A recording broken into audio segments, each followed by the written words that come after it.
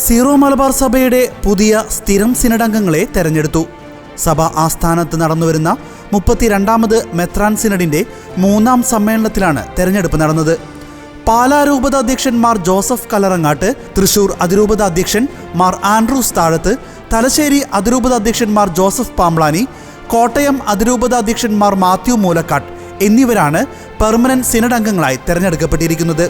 സ്ഥിരം സിനഡ് അംഗങ്ങളുടെ അഭാവത്തിൽ പകരക്കാരായി ചങ്ങനാശ്ശേരി അതിരൂപത സഹായമെത്രാൻ മാർ തോമസ് തറയിൽ, കോതമംഗലം രൂപത അധ്യക്ഷൻ മാർ ജോർജ് മടത്തിക്കണ്ടത്തിൽ, ഇരിഞ്ഞാലക്കുട രൂപത അധ്യക്ഷൻ മാർ പോളി കണ്ണൂക്കാടൻ, താമരശ്ശേരി രൂപത അധ്യക്ഷൻ മാർ റെമിജിയോസ് ഇഞ്ചനാനിയിൽ എന്നിവരും തെരഞ്ഞെടുക്കപ്പെട്ടു. സാധാരണ ഭരണകാര്യങ്ങളിലും അടിയന്തര സാഹചര്യങ്ങളിലും മേജർ ആർച്ച് ബിഷപ്പിനെ സഹായിക്കുന്ന സമിതിയാണ് സ്ഥിരം സിനഡ്. മേജർ ആർച്ച് ബിഷപ്പ് അധ്യക്ഷനായ സ്ഥിരം സിനഡിൽ അദ്ദേഹം ഉൾപ്പെടെ 5 പിതാക്കന്മാരാണ് ഉണ്ടാകുക. 5 വർഷത്തേക്കാണ് ഈ സമിതിയുടെ കാലാവധി.